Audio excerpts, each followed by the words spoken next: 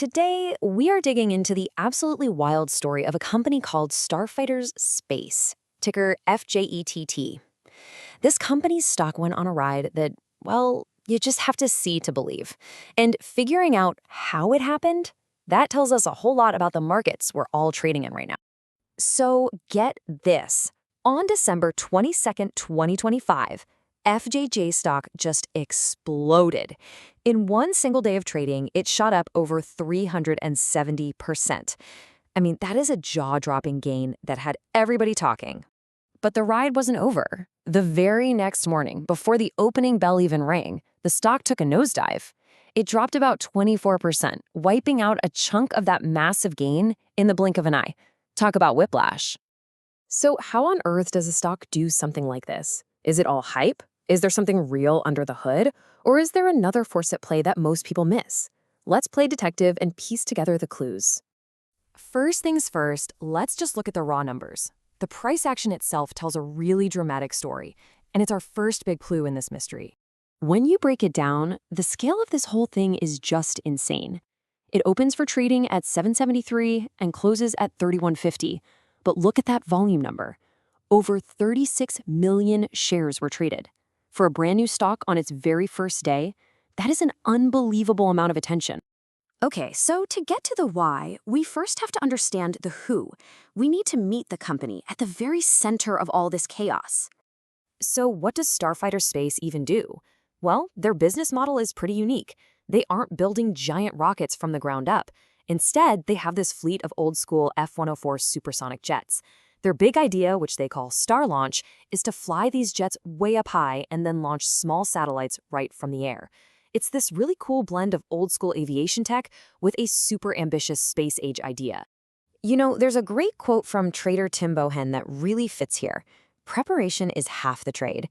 To understand why F&JJ did what it did, we can't just stare at the stock chart. We have to do our homework. We have to look at the story, the market setup, and what investors were thinking. All right, so we've got a cool story. That's ingredient number one.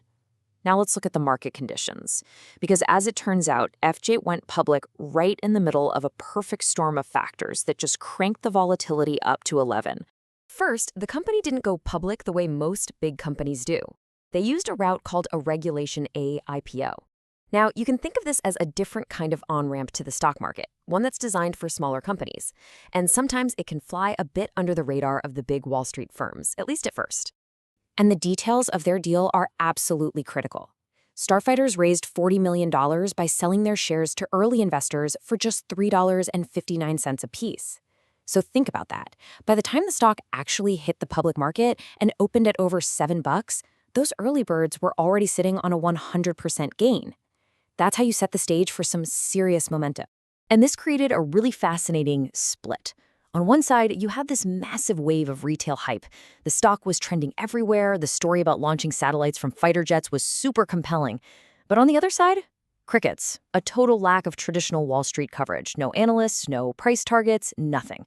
The market was trading the story, not the financial statements. So we have a great story. We have a ton of hype.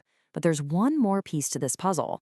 And frankly, it's the secret ingredient that really explains that 370% explosion. The key factor here is simple economics, supply and demand. Or, to be more specific, a very low supply of stock available to trade. So you have this huge flood of demand from traders all trying to buy in, and it's crashing into this tiny, tiny supply of available shares. When that happens, the price only has one way to go, straight up and vast. So why was the supply so limited? It was because of something called a pooling agreement. This is basically a contract that locked up the shares held by all the insiders, the CEO, early investors, you name it. It prevented them from selling for a full 180 days. This basically took a huge chunk of the shares and put them on the sidelines, no matter how high the price went. And this chart right here really shows you how important that was. Just look at this breakdown. The CEO alone owned over half the company. In total, the directors and officers controlled more than 52% of all the shares. With that entire block of stock locked up and unable to be sold, the actual number of shares available for the public to trade was just a tiny fraction of the total. This was the absolute definition of a setup, where all the puzzle pieces fit together perfectly. You had the catalyst of the IPO, you had the trend of retail traders loving space stocks, you had insane volume, and you had that secret ingredient, a super low supply of shares. It checked every single box for an explosive move. Okay, so that explains the insane first day. But what about the future? The initial fireworks show is over. Now, the story has to shift from being about pure momentum to being about hitting actual milestones. So here's what everyone will be watching. 1. Can they make real progress on their Star Launch program? 2, and this is a big one, what happens when that 180-day lockup period finally ends and millions of new shares can suddenly hit the market? 3, we'll be looking for new SEC filings to get a clearer picture of the company. And 4, the big question. Does the retail crowd stick around, or do they just move on to the next shiny object? And that's really the bottom line here. That first surge was a perfect storm of hype and scarcity. But the next chapter for FJETT isn't going to be written by market mechanics. It's going to be written by whether or not the company can actually execute on its big vision. And all of this leaves us with one final big question to chew on. In the market we live in today, where a story can catch fire and move a stock in minutes, what's actually more powerful in the end? A company's balance sheet or its story?